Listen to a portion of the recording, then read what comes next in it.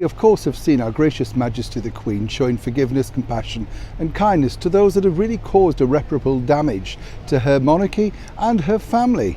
But there is one senior member of the British monarchy that is less forgiving, and as ever, we're about to tell you about it. Hi, good morning, Neil Sean here in the very heart of London, Platinum Jubilee time, and looking splendid in fact. Flags wherever you go, people happy, and people with hay fever apparently too. Not just me then. Interesting to note of course that if you are in London, I hope you're enjoying yourself. Do come up and say hello if you see us reporting around and about. We are all over London right now, so it's going to be a very, very busy time. But back as ever to your breaking royal story of the day. As we told you recently, of course, the compassion shown by Her Gracious Majesty the Queen towards Harry and Meghan really knows no bounds. I mean, when you think about it, the damage that Harry and Meghan did on the monarchy, whichever way you look at it, it's their version, their truth, as Oprah Winfrey finally said. But then, of course, we've had Harry moaning about people being trapped, secret weddings, all sorts of paraphernalia that really did nothing but damage to the monarchy. But you see, of course, the Queen at 96 is looking after her own personal legacy, and rightly so. After 70 years on the throne, she wants to be sure that what she leaves behind in the fullness of time, as she says, is of course the right image and the right narrative. But according to a very good source, there's one particular very senior member of the British monarchy who's perhaps not as forgiving.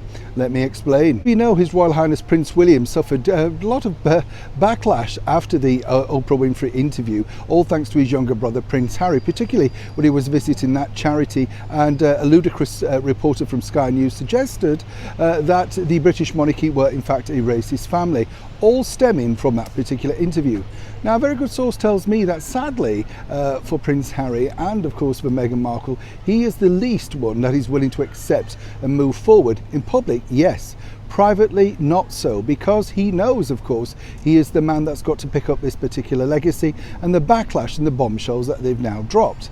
Now, for Harry and Meghan, they just, as people do in that particular situation, move on. They feel they've told their story and everything now should revert back to what suits their narrative, as ever, allegedly. But that's the kind of people, seemingly, that both Harry and Meghan are. They wanted to get their side of the story out, and though they feel that William should be as welcoming and forgiving and all-encompassing as Our Gracious Majesty the Queen.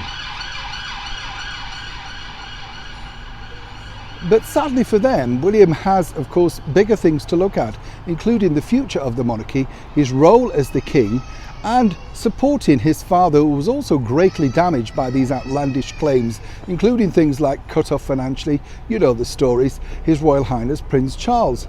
So for now, if Prince Harry and Meghan Markle are looking to think that everything's rosy in the garden, I'm sure they know this already, but things aren't as unprickly as they originally thought on their return. As ever, when I know more, you'll know more. Neil Sean in the very heart of London.